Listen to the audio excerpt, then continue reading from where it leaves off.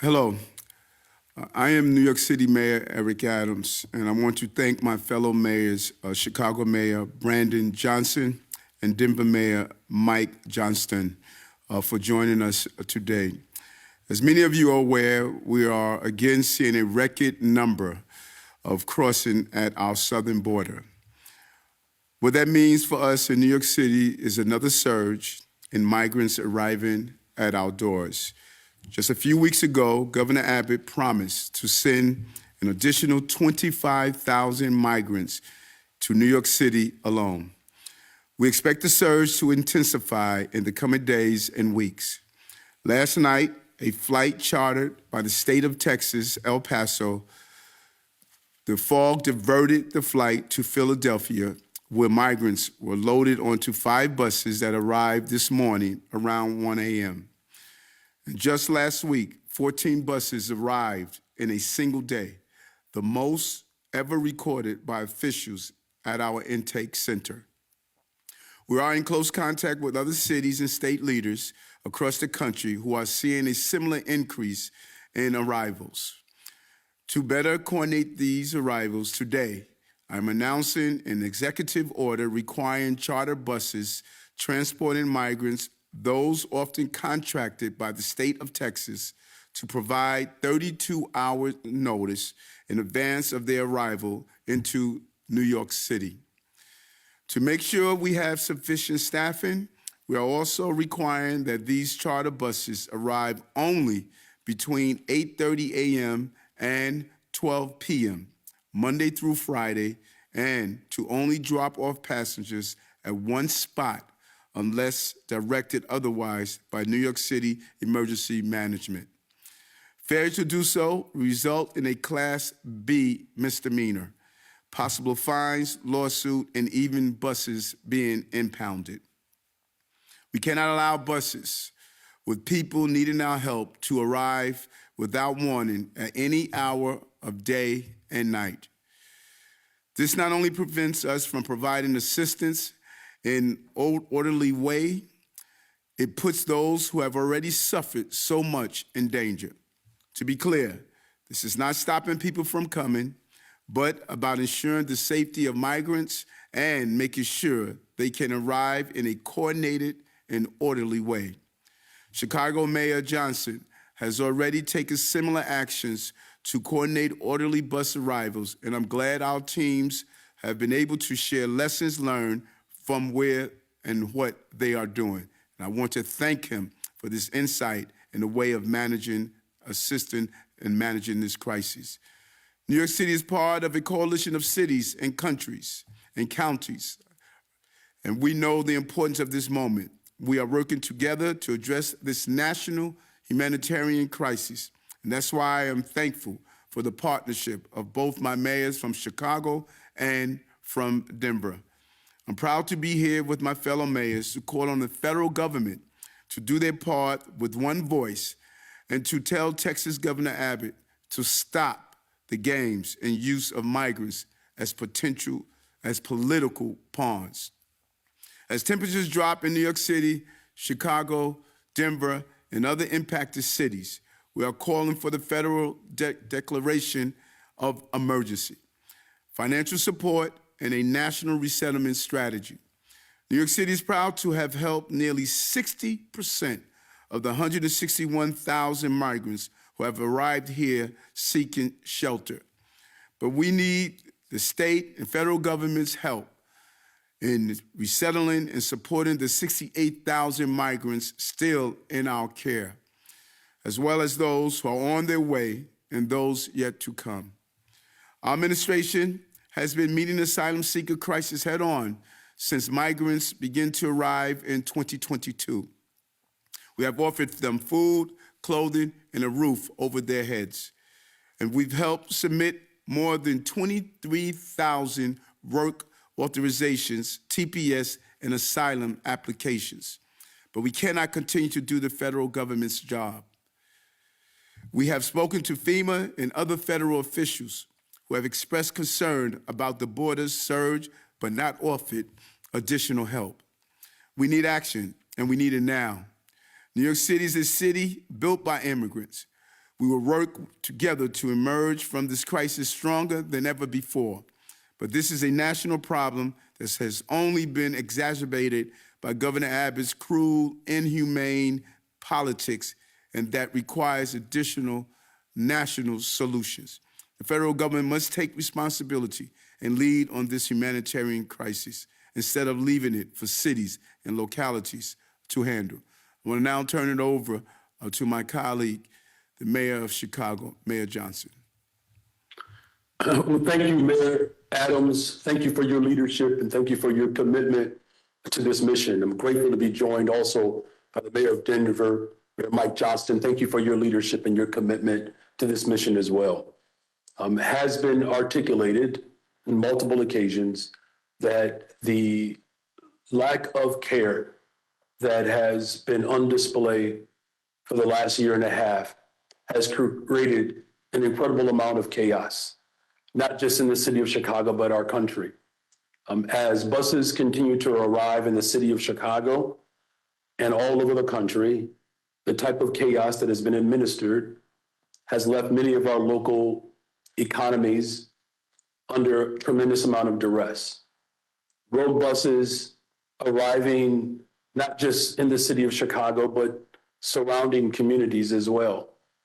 Some neighborhoods as far reaching as an hour and a half outside of the city of Chicago, buses sent by the governor of Texas, literally dropping families off in the middle of nowhere.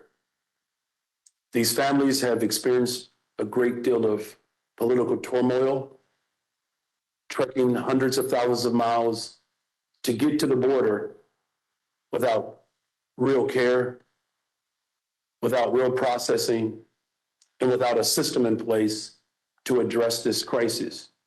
Since taking office over the last 7 months, my administration has worked in collaboration with the County of Cook, with the state of Illinois, as well as my full force of my administration to address this humanitarian crisis. The reckless and, quite frankly, the unsafe behavior of the governor of Texas has caused a great deal of trepidation, to say the least. And as a result of that, we have done our very best to bring some structure and calm to this crisis. An orderly and a humane approach is what's required in this moment. And over the past 7 months, we've received hundreds of buses, some in the middle of the night, and again, some in the outskirts of the city of Chicago, with little to no coordination. I've stood up 27 shelters. We are housing currently nearly 15,000 asylum seekers, providing mental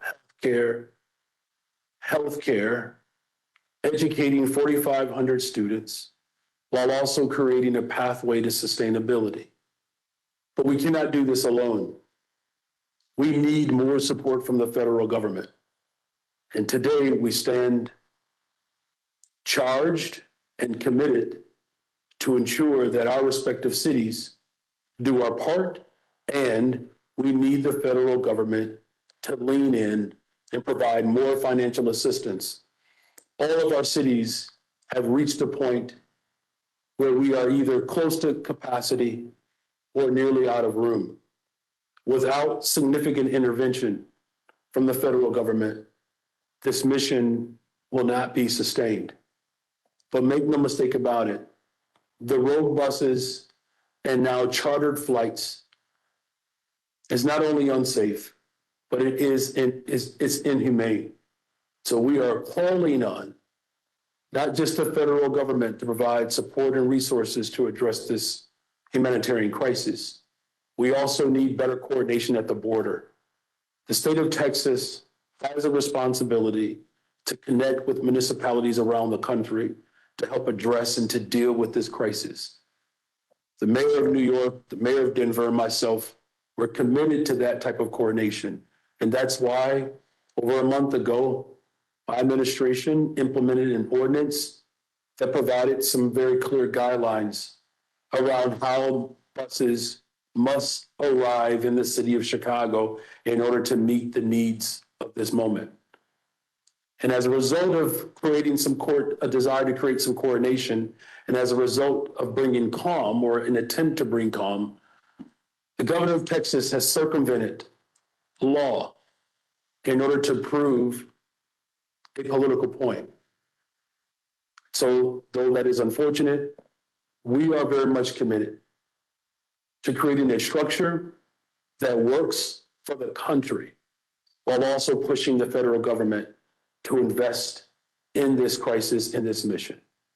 And with that, I'm grateful that the mayor of Denver is with us.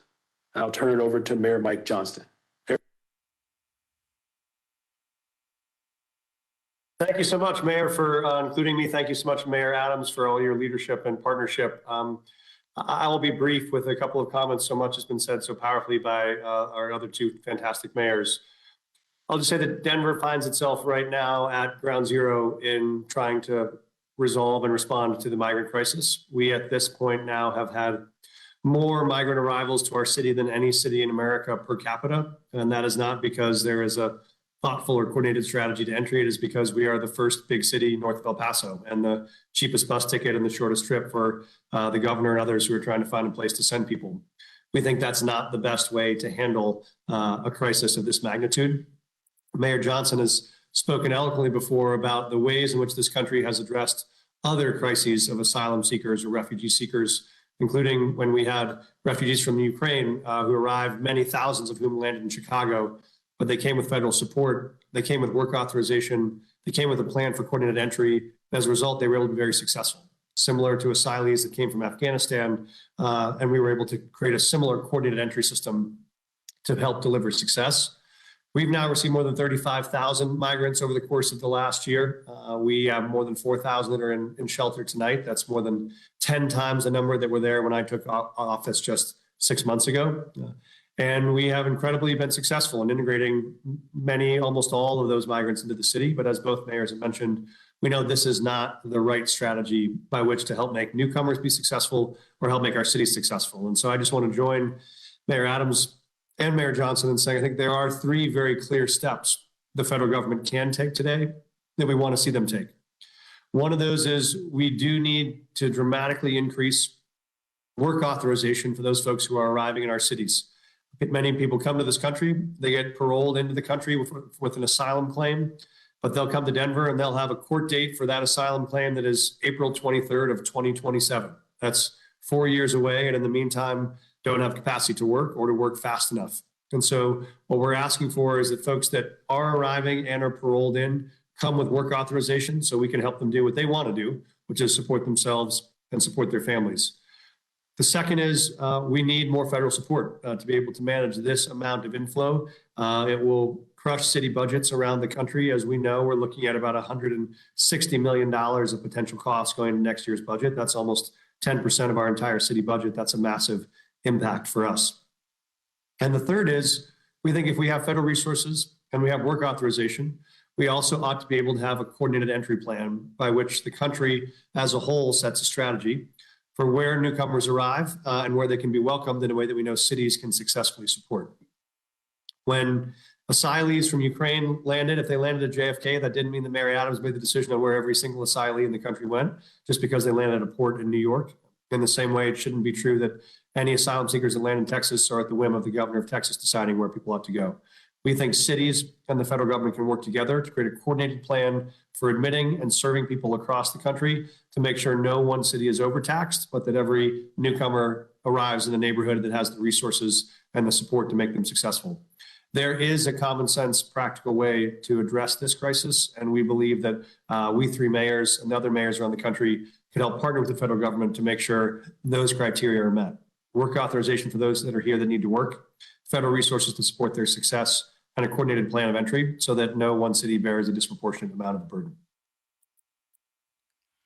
Now, with that, I'm happy to stop and give it back to you, Mayor Adams, on however you may want to proceed on questions. Thank you. Thanks so much, both mayors, for joining us today. And we will open the floor for any questions if there are any. Yeah, we'll take a few on-topic questions. As a reminder, if you have a question, please use the raise hand function on your screen. We'll give folks a minute for that to happen now. All right, we'll start with Andrew Siff from WNBC New York. Andrew, you can unmute your line.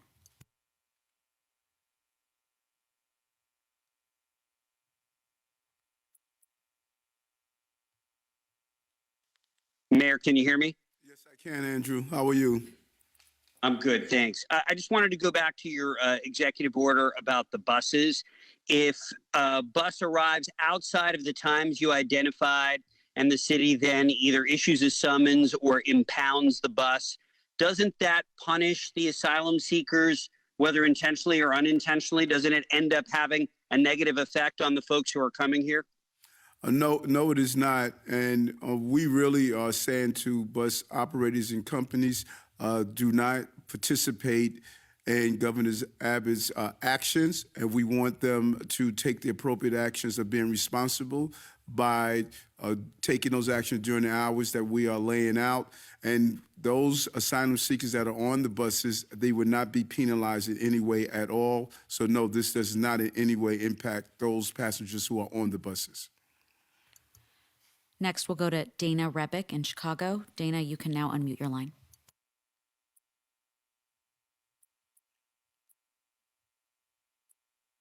Can you all hear me? Yes, we can. Okay. Hi. I was hoping, I'm with WGN in Chicago, if the mayors of both New York and Denver could just give us a bit of an idea of the breakdown in the landscape of your shelter space. Here in Chicago, we've seen a variety of warehouse buildings, some hotels that have been used, and there was a plan to have winter tent base camps here that did not come to fruition. So I was just curious how both of your cities have handled that influx and what the shelter space looks like. Mayor Johnston, and I'll follow you. Yes, sir. Thank you. Thanks for the question. So we have most of our response so far has been non-congregate shelter, has been hotel units that we've been acquiring to be able to keep people. We've been keeping families for about 37 days, and we've had individuals for 14 days. We have limits to those stays, but we have been using mostly hotel sites. We have just about maxed out all of the hotel capacity in the city and county right now. And so we are bringing on more congregate-based sites that could be churches, could be commercial office space, could be other city facilities to try to deal with the overflow. But that's been our two primary strategies for sheltering so far. And, Mayor Johnson, would you like to give an overview of some of the things that you're seeing in your city? I know the reporter is from Chicago, but I think the entire country needs to hear what you have been doing there. Yeah, thank you. Look, we have exhausted public spaces as well as private spaces. There was, an incredible influx for several months from Texas. I mean, we were receiving 25, 30 buses a day. And at which point, whether it was, park districts or private buildings, anywhere possible, we were looking for space to deal with this crisis. We've also worked, and many people in the city of Chicago, of course, are aware of this, but for the nation to hear, we've worked with our faith community as well as our philanthropic community to meet, this demand. So we have mutual aid support on the ground where we have volunteers, but we've had churches step up and lean in to provide temporary shelter for migrants, as well as, again, public and private spaces. We've reached a point now, of course, where we're getting really close to our capacity, and that's why the impetus of this joint effort to speak directly to the federal government as well as the state of Texas, that as Americans coming together to come up with a sophisticated approach that's coordinated. That's the response that the people of Chicago, and I know the people around the country, want to see.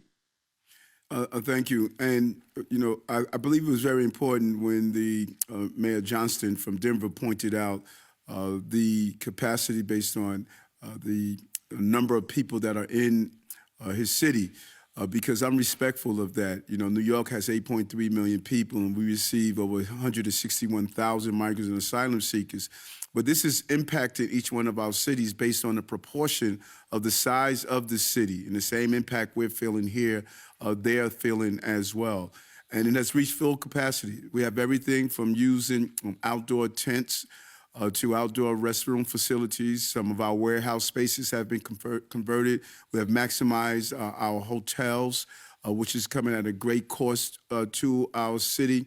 We've used spaces in formerly used psychiatric centers that are now converted to outside tent areas. Randall's Islands has a tent as well. We've opened over 200 hotels, and we opened up several what we call HERC, humanitarian relief centers. This is really a weight on our entire capacity here. This is a $5 billion budget for this fiscal year and an additional $7 billion for the next 2 years in the outgoing years. And so not only is it a financial burden, it has also placed a great strain on the delivery of services in our city. And I'm sure both mayors will share the same with how it has impacted their cities. Next, we'll go to Saja Hindi. Saja, you can now unmute your line.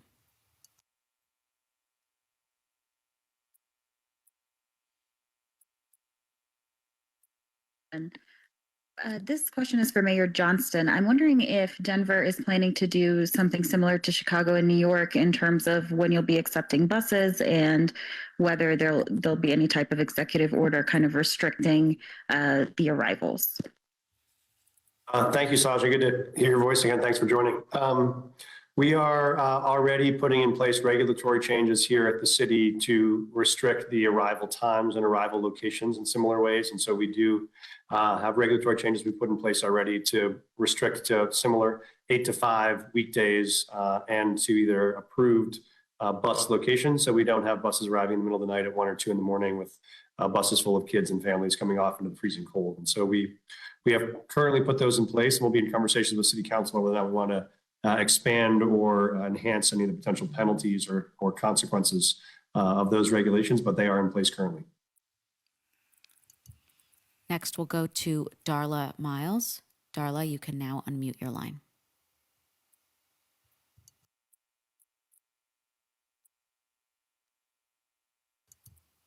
Stand by.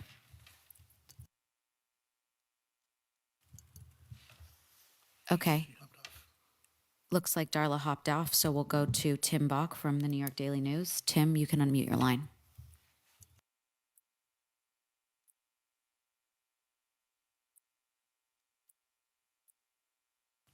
Tim, we should be able to hear you now. Hello, can you hear me? Yes, I can, Tim. How are you? I'm good. How are you? Question for, I just sort of to get in, sort out these restrictions that the different cities have. So it sounds like there will be sort of different schedules in each of your cities. So I don't know if I have this right, but I have 8:30 to noon in New York and 8 to 5 in Denver, and then for Mayor Johnson, I don't know what they are in Chicago. I was wondering if you can all give what your prospective restrictions are for migrant buses coming into your cities. And each mayor could share what their restrictions are. And I cannot thank Mayor Johnson of Chicago for his leadership on this. And it just shows why this coalition is important, because it's best practices and based on the observations of what we saw in Chicago, we are duplicating some of the best practices we're seeing in our other municipalities. But here in New York, it's from 8:30 a.m. until 12 p.m. Monday through Friday. And we expect everyone to comply with the operation order.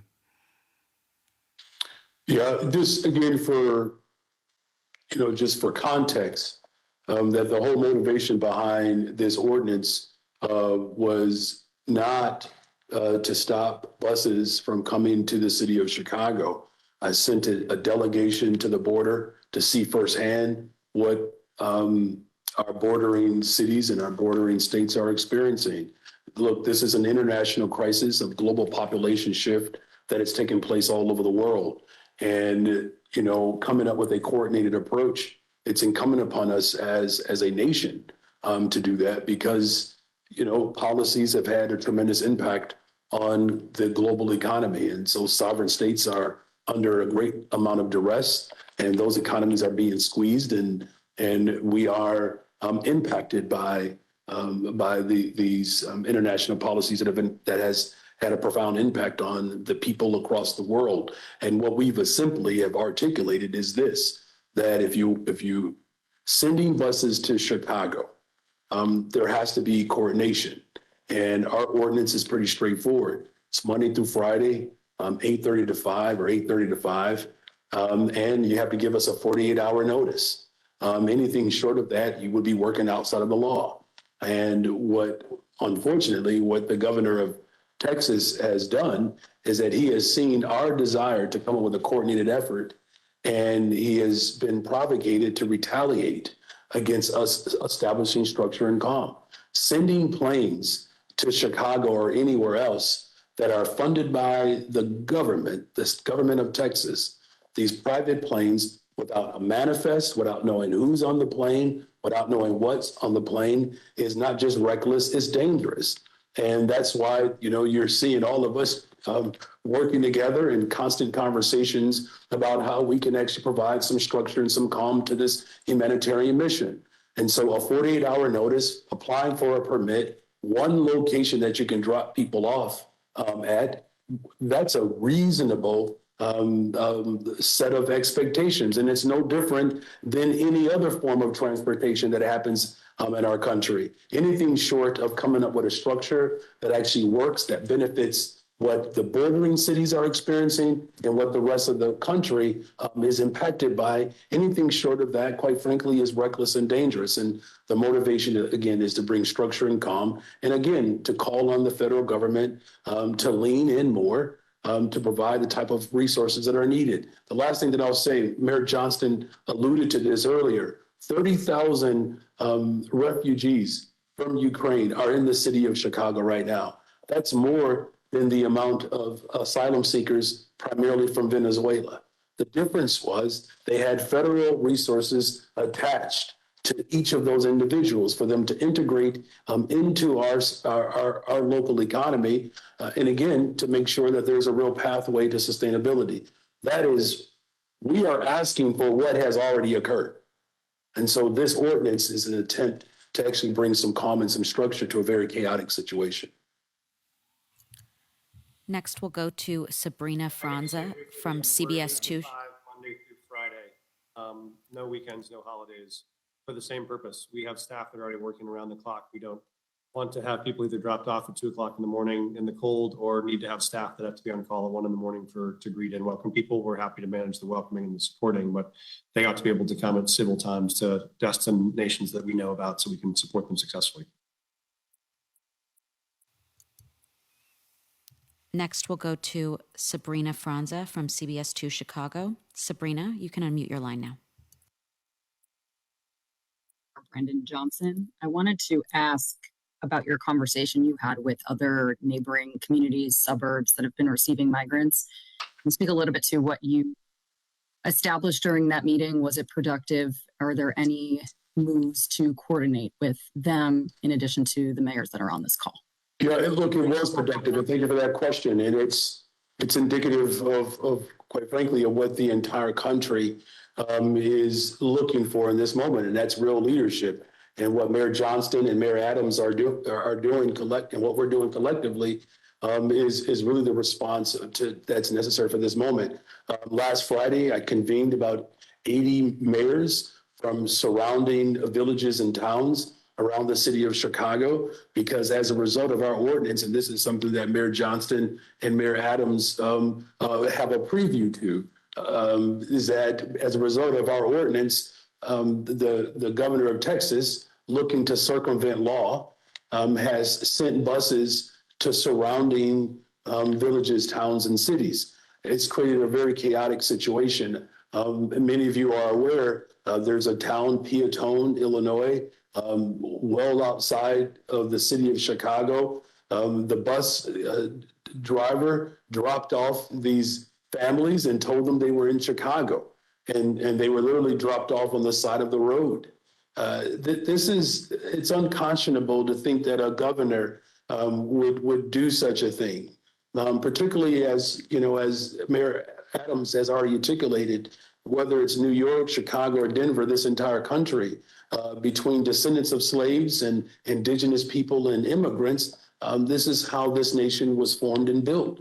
And you know, as a nation that's built on laws, for the governor of Texas to circumvent law is quite disturbing. And so, what these mayors are looking for is a coordinated effort, much like what you're seeing right now. And they're prepared to pass similar ordinances to not just defend the sanctity of our nation, but to make sure that we are responding responsibly to this humanitarian crisis. So, as you know, that there are many mayors around the Chicagoland area who have followed our lead, and they have already implemented very similar ordinances. And I anticipate that county government or county governments will also follow this lead, because many of these individual cities and towns do not have home rule authority. And so we have to make sure that we're encompassing all of the surrounding towns and villages to create the type of structure and calm that's needed in this crisis. And our last question will go to Nico Brambila from the Denver Gazette. Nico, you can now unmute your line.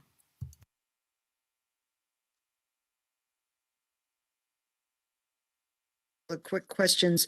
I know that the previous mayor in Denver was talking back when the sums were just a couple of $1 million, and now the humanitarian response in Denver is more than 36 million.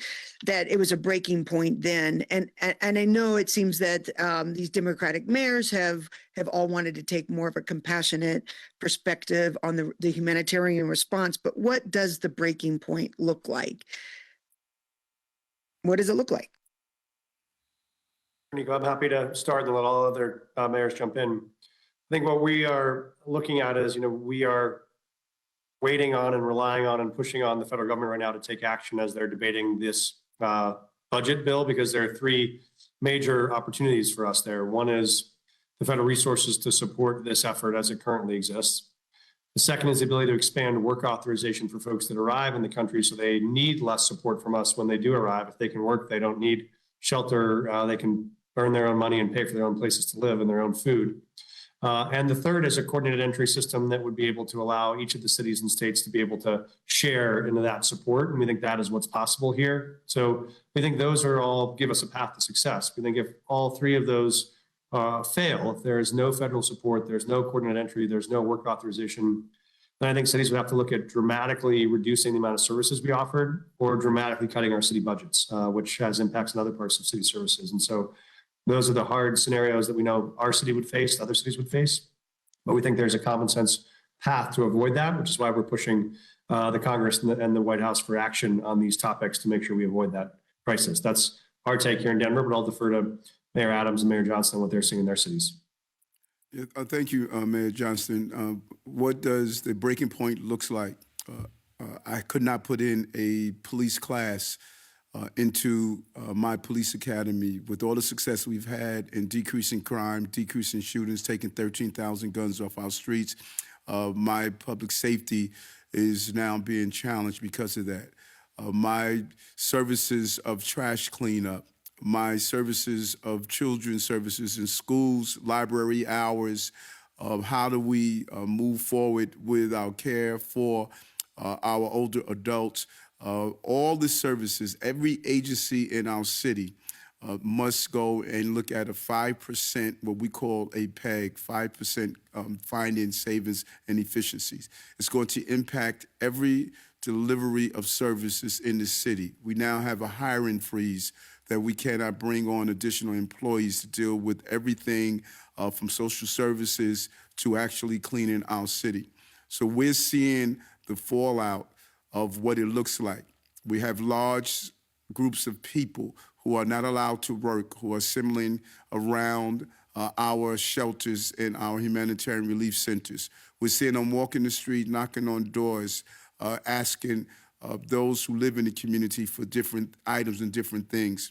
We're seeing the erosion of the quality of life that we've improved on in such a short period of time of this administration. And we have been impacted. For many months, We were able to keep the visualization of this crisis from hitting our streets, but we have reached a breaking point. We're no longer able to do that because of the volume in numbers. Just last week, we had 3,900 people that arrived here. We are averaging anywhere from 2,500 to close to 4,000 a week. And if you do the math, you see that's 8,000 every 2 weeks, potentially 16,000 a month that we must feed, clothe, house, educate children, and all the services that you would give a normal adult. And we're seeing that play out on our streets of New York. And that is what the breaking point looks like, what we are experiencing right now. Well, look, it's not that much different here in Chicago or anywhere else in the country. The public good is already stressed, whether it's our transportation system, our healthcare system, our education system. All of these systems are already stretched to meet the demands of families who have been here. Over the past 7 months, it's been an incredible strain on every aspect of city services. And to the best of our ability, we put forth the full force of government forward in order to address this crisis. This is why it's imperative that the federal government organize their leadership and actually pass a bill that provides the resources that are needed in this moment. If Denver, New York, and Chicago and other municipalities can organize collectively to come up with some structure and some calm to this crisis, we're not ignoring that it exists. We're saying that we have to approach it as a team, not divided. And 4,500 children are being educated who just arrived in the city of Chicago. Our county healthcare system has leaned in and provided support for our asylum seekers. Again, the state of Illinois has worked to provide resources to meet this demand.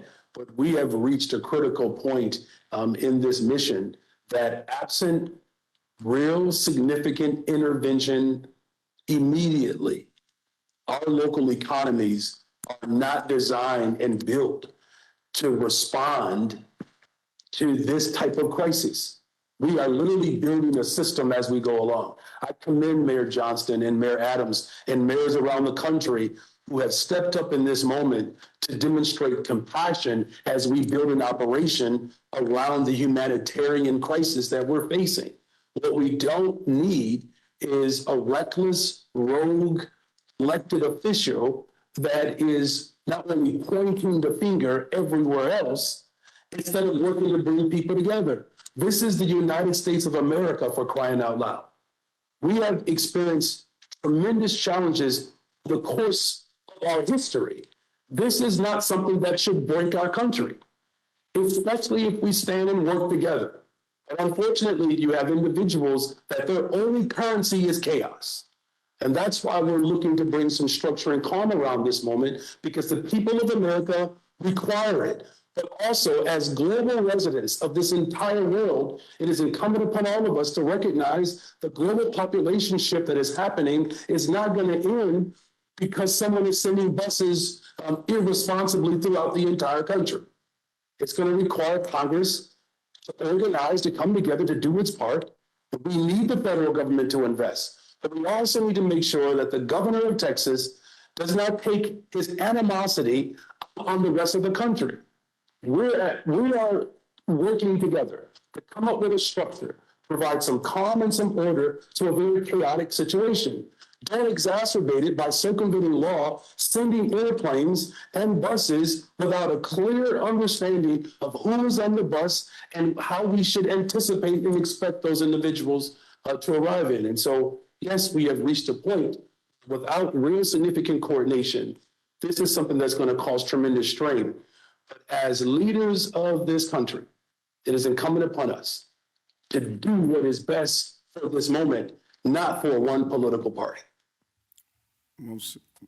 Well said, Mayor, well said. And I think that I want to really thank you and Mayor Johnston in Chicago, Mayor Johnston in Denver, And as you have highlighted, we want to thank all those Americans. And right here in the city, as you indicated, Mayor Johnson, our faith-based community, they have played a vital role in opening their doors. This is a moment for all Americans to step up. And that is what we want to do with the coalition that you're speaking of. History is going to look back on this moment and ask, where were we during this time? And I'm glad I have a coalition of mayors like the two of you and others who realize the importance of us stepping up. Again, thank you so much. And together we will address this issue that's in front of us. Thank you. Thank you, and happy New Year. Thank you so much. Take care.